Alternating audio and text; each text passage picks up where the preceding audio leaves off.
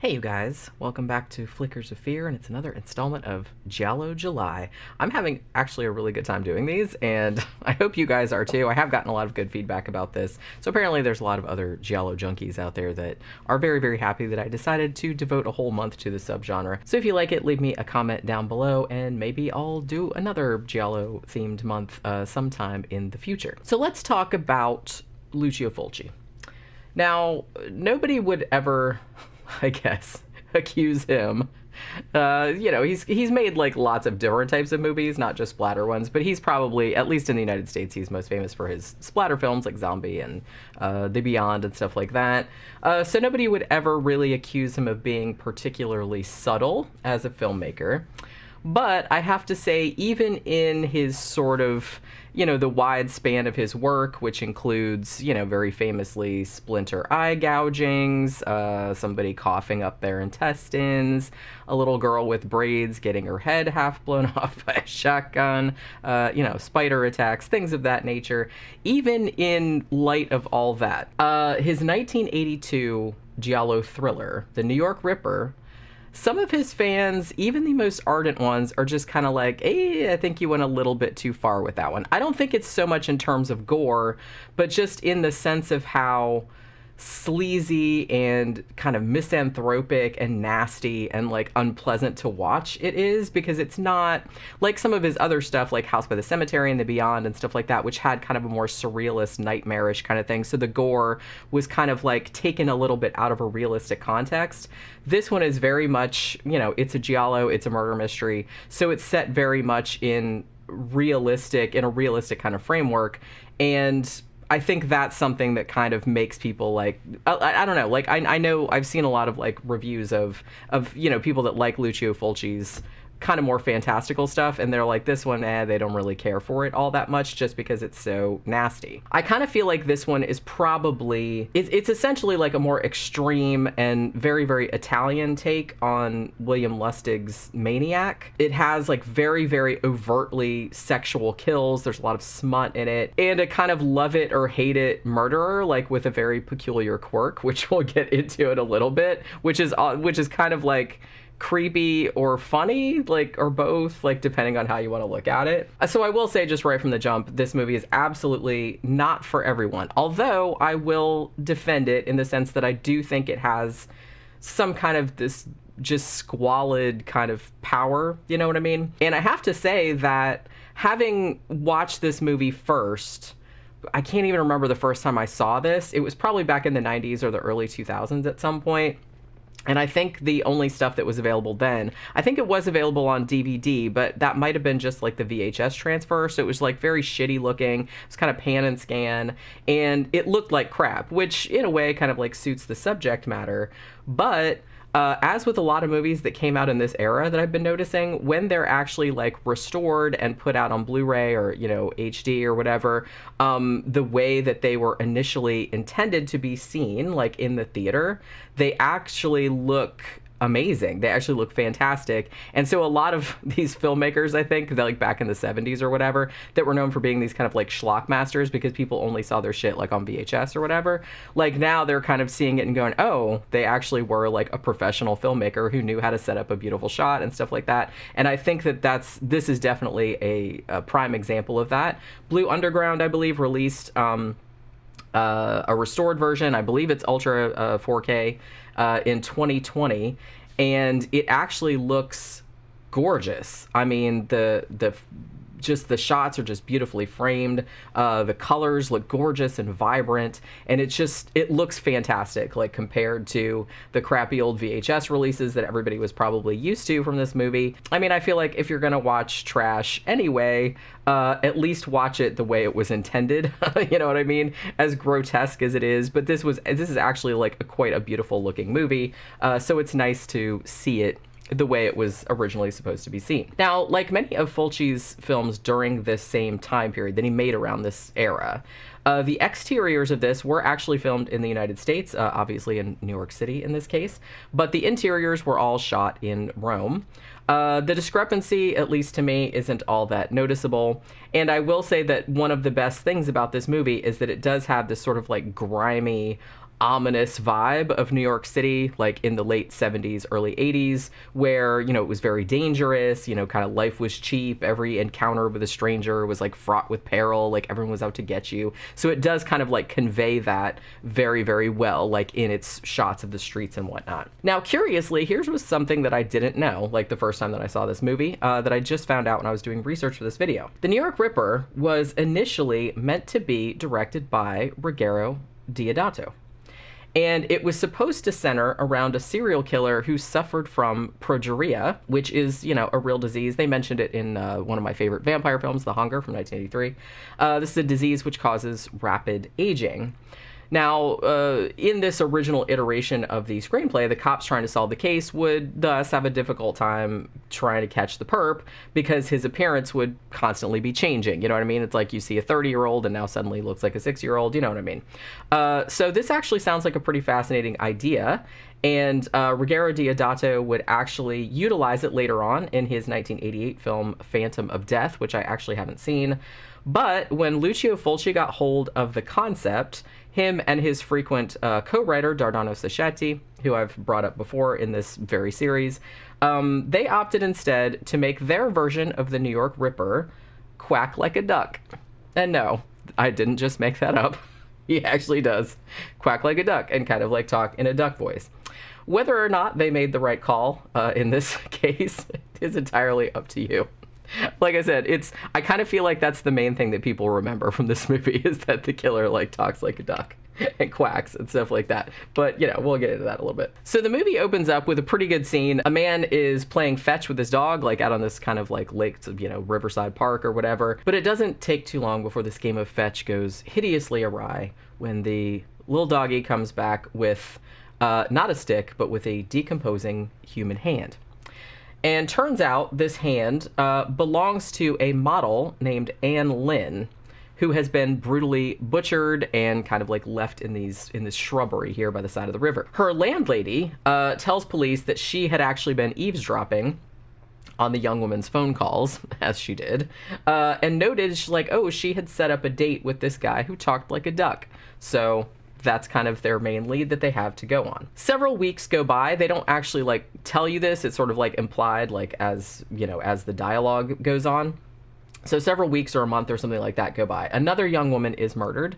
This one is actually, she's on a ferry, like she rode the bike onto the ferry and there's like a car that's parked on there.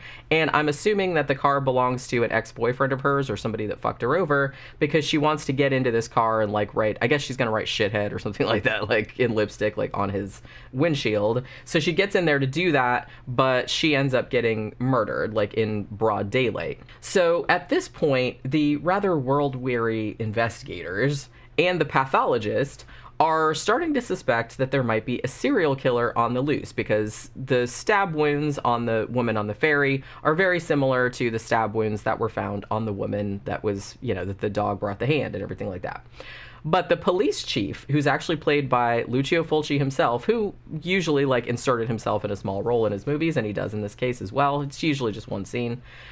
He kind of like admonishes everyone, hey, you know, keep your lips zipped. We don't want to like provoke a big citywide panic. Meanwhile, there's this woman, this super freak named Jane. I think her name is Jane. One of her main activities, things she does for fun, is she likes to go to one of the many live sex shows, which I'm assuming were all up and down 42nd Street back in the old days. She goes in there, watches the live sex shows, and, you know, pretty much massages the muff there while she's, like, watching it. She doesn't care who sees. She's a freak like that, like I said. She also, another thing she does is she has this little bitty like tape recorder and she kind of records the sort of like orgasmic moaning of the performers, which I'm guess she's going to use for later enjoyment so she can like prolong, you know, the fun.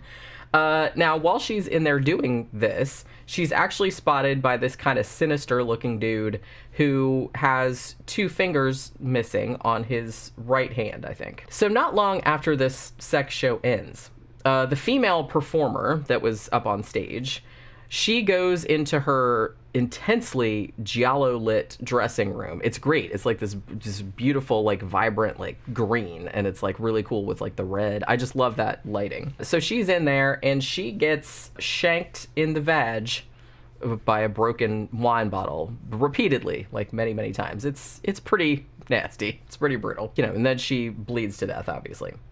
So, I mean, there are some who say that Lucio Fulci had some problems, had some issues with women. I'm just going to put that out there.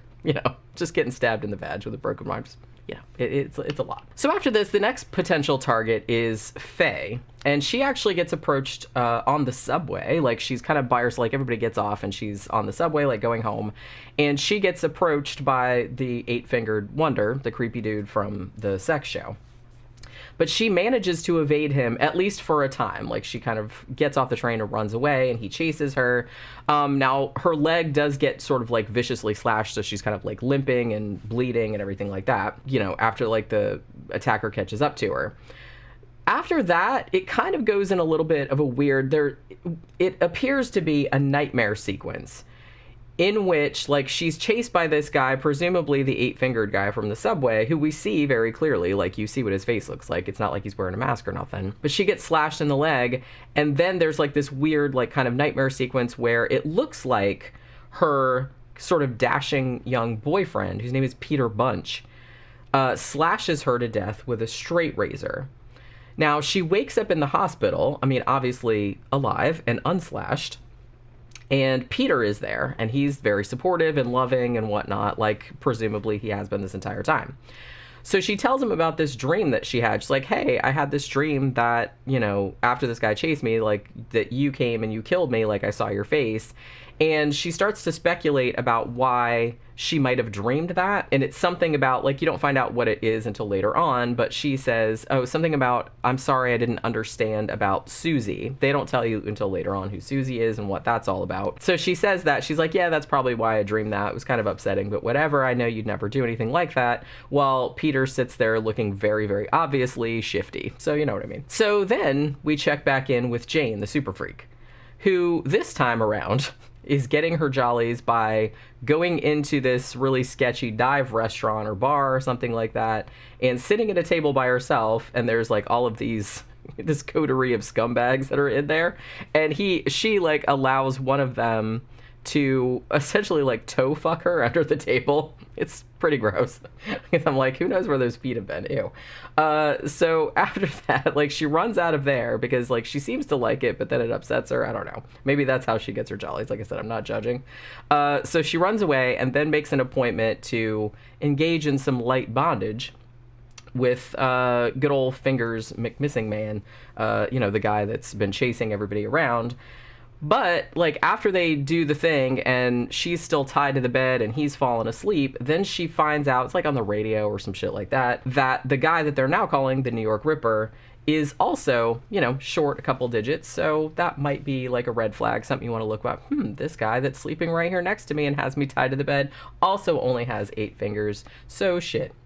Now, she is actually able to free herself from her bonds without waking the guy up, but then she, like, starts running out in the hall. There's, like, all these doors locked, and she can't get out, and she ends up getting hacked to death in the hallway of this Fleabag hotel where they had been having their rendezvous. I also neglected to mention that pretty much this entire time, Duckman, the duck dude, the duckster, Duck Dynasty, whatever, has been phoning the police and sort of, like, taunting them in his ridiculous-ass voice about them not being able to catch him. Like, basically, I'm not going to do it, but because I can't do it, but basically he's, like, calling them up and being like, quack, quack, quack, blah, blah, blah, and, like, he has this, like, ridiculous sounding voice. In a horrifying turn of events, the killer actually, like, as a trick, he sort of, like, has this elaborate scheme where he ends up making the cops go to, like, a different place because he knows that they're tracing the phone calls and shit like that, while at the same time, he's actually savagely murdering the lead cop's favorite prostitute, whose name is Kitty, who he goes to all the time. And in, again, a very horrifying scene that shows that Fulci maybe had some issues with women, basically kills her by slicing through her nipple and then, like, her eyeball with a straight razor. And so he chops her up, like, other places too, but, like, using, like, this little razor, like she's tied to the bed or whatever. It wouldn't be a Fulci film unless we had some squirm-inducing eye trauma. So you get it here in loving close-up, just like you do, like, getting her nipple sliced in half. So, there's that too. Another thing I forgot to acknowledge in this whole stew is the character of Dr. Paul Davis, who's actually played by Paolo Malco, who was also in House by the Cemetery, among other things, which was also a Fulci film, in case you don't know. And he's kind of this smug, chess-playing psychiatrist, not entirely sure. And he gets brought onto the case as a profiler, and he ends up sort of like butting heads with the head investigator, Lieutenant Fred Williams, over the characteristics of the potential Ripper, whereas he thinks, oh, this is a really intelligent guy, like somebody that comes from money, somebody that had some childhood trauma, yada yada, and he's kind of arguing that the eight-fingered guy, you know, he probably is not the killer because he seems too dumb to have, like, pulled all this stuff off. And it's kind of this whole thing. And then, like, the cop is just kind of like, well, I know in my gut, blah, blah, blah. So it's just kind of this intelligence versus street smarts kind of thing going on, too, which is actually kind of interesting. So the cops are, as I mentioned, pretty convinced that this menacing Greek man with the missing fingers is the killer, which, you know, you could argue, because you do see him, like, do some shit. So, you know, it's not crazy that they think that. But there is a plot development later in the film, which I won't really spoil, which actually casts doubt on that assumption. Though, I'm gonna be honest, if you're watching the film with even half of your attention, it'll be pretty evident who the Ripper actually is. You know what I'm saying? It's not like one where they're making it like a big, huge secret. They're a little bit obvious with it.